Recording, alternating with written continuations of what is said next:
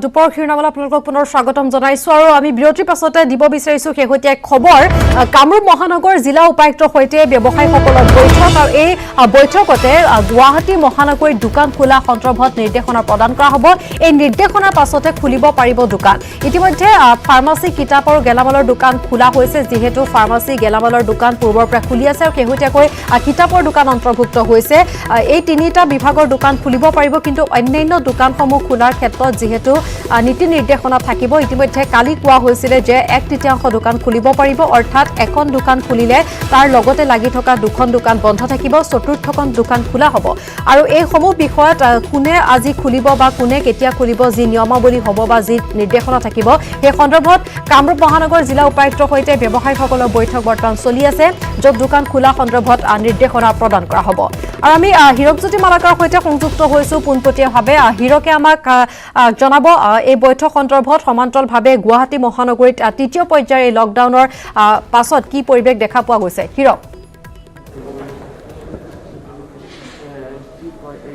হয় ভাই ইতিমধ্যে তৃতীয় পৰ্যায়ৰ লকডাউন যেহেতু আজিৰ পৰা আৰম্ভ হৈছে আৰু 17 মেলৈকে এই তৃতীয় পৰ্যায়ৰ লকডাউন চলিব যেহেতু ৰাজ্য চৰকাৰৰ নিৰ্দেশনা মৰ্মে যেহেতু কোৱা হৈছে যে 33% দোকানহে খুলিব পাৰিব যিবোৰ চহৰ অঞ্চলৰ দোকান আছে 33% দোকানে খুলিব পাৰিব আচলতে যিবোৰ একেলগে আছে দোকান বা হাৰি পাতি আছে দোকান বা জিএছতে হওক আজি বৰুৱা ৰোডে হওক বা তেনেধৰণৰ যিবোৰ ৰোড আছে সেইযোৰ ৰোডত একেলগে দোকানসমূহ আছে তেনে দোকানসমূহ 33%হে খুলিব পাৰিব অৰ্থাৎ যদি চাবলৈ যায় 100খন দোকান যদি আছে তাত 30খন দোকান খুলিব পাৰিব প্ৰথম 3টা দিনত বা এনেধৰণৰ কেনেধৰণৰ ব্যৱস্থা গ্ৰহণ কৰিব পাৰি বা আৰু কোনদিনাখন কোনখন দোকান খোলা হ'ব এই সম্পৰ্কত ইতিমধ্যে কামৰূপ মহানগৰ উপায়ুক্তৰ সৈতে বৈঠক অনুষ্ঠিত হৈছে আৰু মাত্ৰ 5 মিনিট পূৰ্বে এই বৈঠক অনুষ্ঠিত হৈছে আৰু বৈঠকৰ পিছতে তেওঁ কামৰূপ মহানগৰ উপায়ুক্ত সংবাদমেল সম্বোধন কৰিব আৰু তেতিয়া জনাব যে আচলতে কোনখন দোকান কোনটো মুহূৰ্তত বা কিমান সময়ত খুলিব লাগিব বা কোনটো দিনত খুলিব লাগিব বা কোনটো বাৰত খুলিব লাগিব এই সকলো তথ্য লাভ কৰিব পাৰি মুঠৰ ওপৰত যি চাব যায় 40টা দিনৰ পিছত যিহেতু দোকানসমূহ খোলা হ'ব আৰু আমি যি প্ৰত্যক্ষ কৰোঁ জিএছতে বা আজি বৰুৱা ৰোডৰ যিসমূহ দোকান আছে সেই দোকানসমূহৰ প্ৰত্যক্ষ কৰি এটা কথা দেখিছিলোঁ যে দোকানীসমূহ বা ব্যৱসায়ীসকল বা যিসকল তাত কৰ্মচাৰী আছে সেই কৰ্মচাৰীসকলে অধিক আগ্ৰহেৰে ৰখি আছে সকলো দোকানৰ সন্মুখত ৰখি আছে আৰু উপায়ুক্ত কিছুসময় পূৰ্বে যিহেতু এই স্থানত উপস্থিত হৈছে আৰু তেওঁ কিছুসময় পিছতে সংবাদমেল সম্বোধন কৰিব আৰু যিসকল বিষয়ববীয়া আছে জাৰ্মান ক্লথছে হওক বা ক্ষুদ্ৰ ব্যৱসায়ীসকল হওক বা অন্যান্য যিসকল ব্যৱসায়ী আছে ব্যৱসায়ী সন্থাসমূহ আছে সেই সন্থাসমূহৰ লগত বৈঠকত মিলিত হৈছে আৰু বৈঠকত কেইবাটাও দিশত পৰ্যালোচনা কৰা হ'ব বিশেষকৈ ছ'চিয়েল ডিষ্টেঞ্চিঙৰ কথা কোৱা হৈছে বা দোকানত কি থাকিব লাগিব কি নাথাকিব লাগিব বা কেনেদৰে যিসকল গ্ৰাহক আহিব গ্ৰাহকসকলক কেনেদৰে চেনিটাইজেশ্যন কৰিব লাগিব বা মাস্ক কেনেদৰে ব্যৱহাৰ কৰিব লাগিব সেই সকলোবোৰ দিশ তেওঁলোকে পৰামৰ্শ আগবঢ়াব বা উপায়ুক্ত পৰামৰ্শ আগবঢ়াব আৰু মুঠৰ ওপৰত ক'বলৈ গ'লে ফেঞ্চি বজাৰৰ ব্যৱসায়ী সন্থা আছে জিএছৰ ব্যৱসায়ী সন্থা আছে আজি বৰুৱা ৰোডৰ ব্যৱসায়ী সন্থা আছে আৰু ক্ষুদ্ৰ যিবোৰ ব্যৱসায়ী সন্থা আচলতে যদি চাব যায় বিগত 40টা দিনত বিশেষকৈ প্ৰভাৱ হৈছে ক্ষুদ্ৰ ব্যৱসায়ীসকল যিহেতু ক্ষুদ্ৰ ব্যৱসায়ীসকল যিসকল দৈনিক উপাৰ্জন কৰে তেওঁলোকে যথেষ্ট সমস্যাত ভুগিবলগীয়া হৈছে তাৰ প্ৰতি লক্ষ্য ৰাখি যিহেতু অৰ্থনৈতিক দিশটো সবল কৰাৰ লক্ষ্যৰে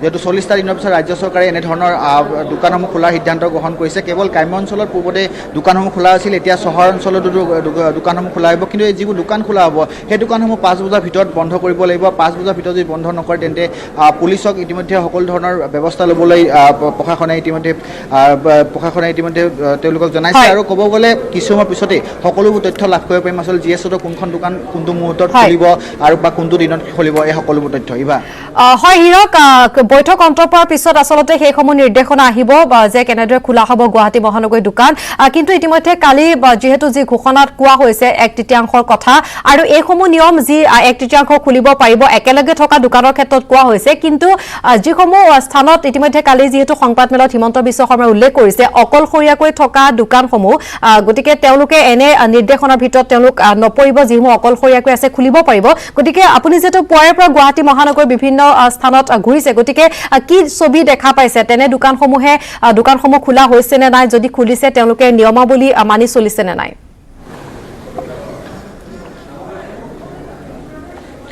হয় যেহেতু পুৱাৰ ভগৱা গুৱাহাটী মহানগৰীৰ বিভিন্ন স্থান পৰিদৰ্শন কৰিছিল দেখা গ'ল যে যিবোৰ একলশৰীয়া দোকান বা যিবোৰ এটা স্থানতে দোকানসমূহ আছে সেই দোকানসমূহ খোলা হৈছে বিশেষকৈ মিঠাই দোকানসমূহ খোলা হৈছে পাণ তামোলৰ দোকানসমূহ খোলা হৈছে যিবোৰ অকলশৰীয়াকৈ দোকান আছে গণেশগুৰিৰ লগতে যদি চাব যায় উলুবাৰী বিভিন্ন ধৰণৰ দোকান খোলা হৈছে আৰু দোকানত দেখিব পোৱা গৈছে ছ'চিয়েল ডিষ্টেঞ্চিং বিশেষকৈ ছ'চিয়েল ডিষ্টেঞ্চিঙৰ ওপৰত মূলতঃ গুৰুত্বপূৰ্ণ ভূমিকা গুৰুত্ব দিয়া হৈছে তাৰ লগতে দেখিছে প্ৰত্যেকখন দোকানতে চেনিটাইজেশ্যনৰ ব্যৱস্থা কৰা হৈছে যিসকল গ্ৰাহক আহিছে আহিছে তেওঁলোকক হাত ধুব কোৱা হৈছে। হাত ধুহে দোকানৰ ভিতৰত বা দোকানত গ্ৰাহকসকলে বস্তু ক্ৰয় কৰিব পাৰিব আৰু যিসকল ব্যৱসায়ী আছে সেই ব্যৱসায়ীসকলে বিভিন্ন ধৰণৰ ব্যৱস্থা গ্ৰহণ কৰা দেখিবলৈ পোৱা গৈছে। আৰু GS ৰোডত যিবোৰ দোকান আছে সেই দোকানসমূহক যিবোৰ ব্যৱসায়ী আছে বা যিসকল তাৰ লগত জড়িত কৰ্মচাৰী সেই কৰ্মচাৰীসকল 40টা দিনে বিভিন্ন ধৰণৰ অসুবিধাত ভুগিছে। 40টা দিন তেওঁলোকক কিছুমান দোকানীয়ে যদি পইচা দিছে, আন কিছুমান দোকানীয়ে পইচা দিয়া নাই, তাৰ ফলত বিভিন্ন সমস্যাত ভুগিছে। তাৰ প্ৰতি লক্ষ্য ৰাখি এনেধৰণৰ চৰকাৰে বিভিন্ন ধৰণৰ পদক্ষেপ গ্ৰহণ কৰিছে আৰু বিশেষকৈ 1/3 যি দোকান সেই দোকানৰ সম্পৰ্কত উপায়ুক্তৰ পৰামৰ্শৰ ভিত্তিতে তেওঁলোকে যিবোৰ পৰামৰ্শ দিব তাৰ ভিত্তিতে তেওঁলোকে দোকানসমূহ হিৰক এই মুহূৰ্তত আপোনাক ধন্যবাদ জনাইছো। আমি পুনৰ আপোনাৰ কাষলৈ যাম কাৰণ বৈঠক কিছু সময়ৰ পিছতে অন্ত পৰিব। তেতিয়া জানিব পৰা যাব গুৱাহাটী মহানগৰীৰ ব্যৱসায়িক প্ৰতিষ্ঠানসমূহে কিমান সময়ৰ পৰা কিমান সময়লৈ কোনদিনা কোনখন দোকান খোলা হ'ব সকলোখিনি আমি বিস্তৃতভাৱে জানিব পাৰিম। আৰু গুৱাহাটী মহানগৰীৰ পিছত এইবাৰ যাব বিচাৰিছো ডিব্ৰুগড়লৈ। ডিব্ৰুগড়ৰ পৰা আমাৰ সৈতে পোনপটীয়াভাৱে টমাছ বুঢ়াগোহাঁই আছে। টমাছ, তৃতীয় পৰ্যায়ৰ লকডাউন আজিৰ পৰা আৰম্ভ, বহু শিথিলতা আছে। গতিকে আপুনি যিহেতু পুৱাৰে পৰা ডিব্ৰুগড়ৰ বিভিন্ন স্থান, ডিব্ৰুগড় জিলা অন্তৰ্ভুক্ত বিভিন্ন স্থানলৈ গৈছে, উজনি অসমৰ পৰিৱেশ আপুনি দেখিছে। গতিকে কি দেখা গৈছে? নীতি নিয়ম অৱলম্বন কৰি তেওঁলোকে দোকানসমূহ খুলিছে নে নাই বা যিসমূহ সাৱধানতা অৱলম্বন কৰা হৈছে নে নাই, আৰু ওলাই আহিছে নাই লোকসকল দোকানলৈ, আৰু তেওঁলোকৰ মাজত ভয় আৰু শংকা আঁতৰিছে নাই?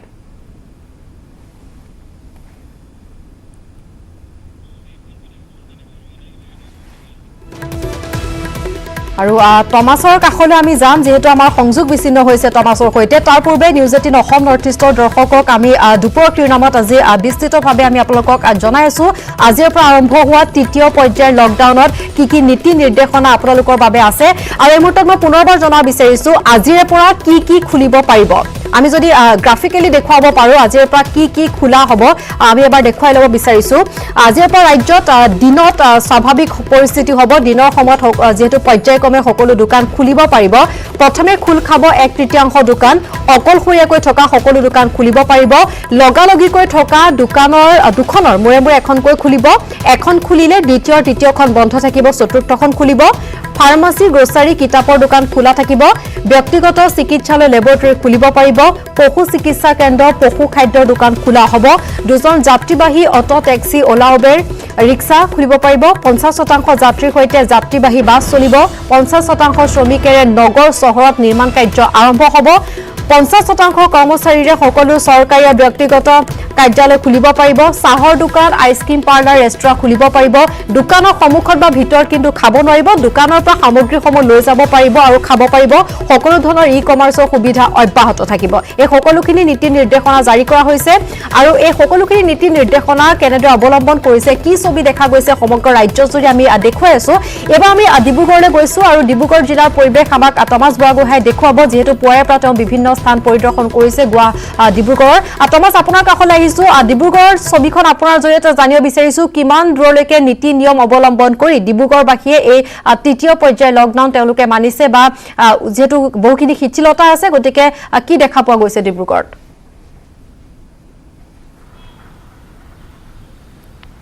হয়, চাওক, এইবাৰ যিহেতু ডিব্ৰুগড়ত শিথিল কৰি দিয়া হৈছে আৰু পুৱাৰ পৰা আজি কিন্তু ডিব্ৰুগড় ৰাজপথত যথেষ্ট ভিৰ পৰিলক্ষিত হৈছে।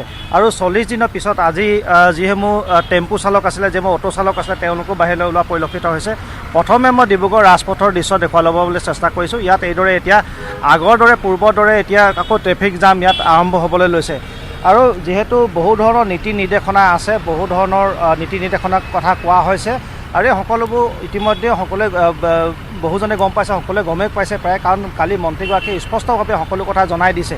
আৰু মই বৰ্তমান যিসমূহ দোকান পোহাৰ, বৰ্তমান পাণ দোকান আজি 40 দিনৰ পিছত খোলা দেখা পৰিলক্ষিত হৈছে। আমি তেওঁলোকৰ লগতো কথা পাতিবলৈ চেষ্টা কৰিম, কাৰণ আজি 40টা দিনে তেওঁলোকৰ যি দোকান, সৰু যিবিলাক ব্যৱসায় প্ৰতিষ্ঠান আছিলে সেইবোৰ বন্ধ হৈ আছিলে, যাৰ ফলত তেওঁলোকে যথেষ্ট অসুবিধাত পৰিবলগীয়া হৈছিলে। তেওঁলোকৰ লগত মই কথা পাতিবলৈ কিছু পৰিমাণে চেষ্টা কৰিম আৰু কোনে কিমান মানিছে সেয়া মই দেখুৱাই যাবলৈ চেষ্টা কৰিম। কাৰণ আমি দেখিছিলোঁ এখন মটৰচাইকেলত এতিয়াও 2জনকৈ লোক উঠি গৈছিলে আৰু যি 4চকীয়া বাহনৰ ক্ষেত্ৰত যি নিৰ্দেশনা দিয়া হৈছিলে যে বাহনত 2জনহে আৰোহী যাব পাৰিব ড্ৰাইভাৰৰ সৈতে, তেনেকুৱাবিলাক কিমান মানিছে মই দেখুৱাবলৈ চেষ্টা কৰিছোঁ। আৰু মই দেখুৱাইছোঁ এইদৰে এতিয়া আৰক্ষী লোকো তেওঁলোকেও এতিয়া এখন 2চকীয়া বাহনত 2জনকৈ যোৱা পৰিলক্ষিত হৈছে।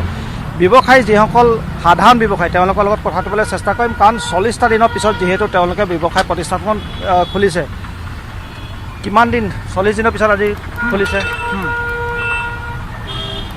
4 দিন পাছত খুলিছোঁ। মানুহ আহিছে? এই 40টা দিন কেনেকৈ চলিছিলে? কিমান অসুবিধা হৈছিলে আপোনালোকৰ? হয়, এই 40টা দিন যথেষ্ট অসুবিধাত পৰিবলগীয়া হৈছিলে বিভিন্ন ব্যৱসায়ীসকল।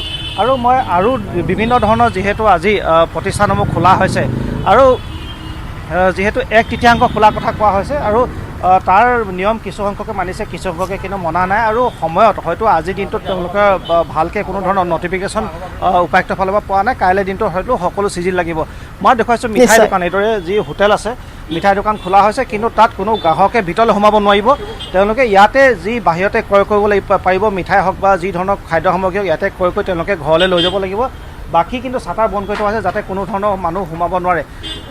কেনেকুৱা আপোনালোকে ব্যৱস্থা কৰিছে যাতে কোনো ভিতৰত গৈ খাব নোৱাৰে, লৈ যাব পাৰে? ভিতৰত খাব নোৱাৰিব। আমাৰ মানে যি সুবিধা আছে আমি পেকিং দি দিওঁ, পেকিং দি মানে আপোনাৰ বাহিৰৰ পৰাই লৈ কিনে যাব পাৰিব। খোৱা চিষ্টেমটো নাই, মানে এনেকুৱা মানে মালিকৰ পৰা অৰ্ডাৰ হৈছে। মানুহ কিমান আহিছে তাৰমানে? মানুহ এটা দুটাকৈ আহি আছে ছাৰ। হয়, এইদৰে এতিয়া তেওঁলোকে কিছু ধৰণৰ ব্যৱস্থা কৰি লৈছে, তাৰ লগতে হাত ধোৱাৰ ব্যৱস্থা কৰিছে, যোন আহিব হাত ধোৱাৰ ব্যৱস্থা কৰিছে। আৰু যিহেতু আজিৰ পৰা মই ইতিমধ্যে জনাইছিলোঁ টেম্পু আদি চলা হৈছে, অ'টো আদি চলা হৈছে, মই তাৰ দৃশ্য কিছু দেখুৱাবলৈ চেষ্টা কৰিছোঁ দৰ্শকসকলক। মই দেখুৱাইছোঁ যিহেতু কিছু নিৰ্দেশনা দিয়া হৈছে, এখন অ'টোত বা এখন বাহনত এইদৰে অকল 2জন আৰোহী যাব পাৰিব।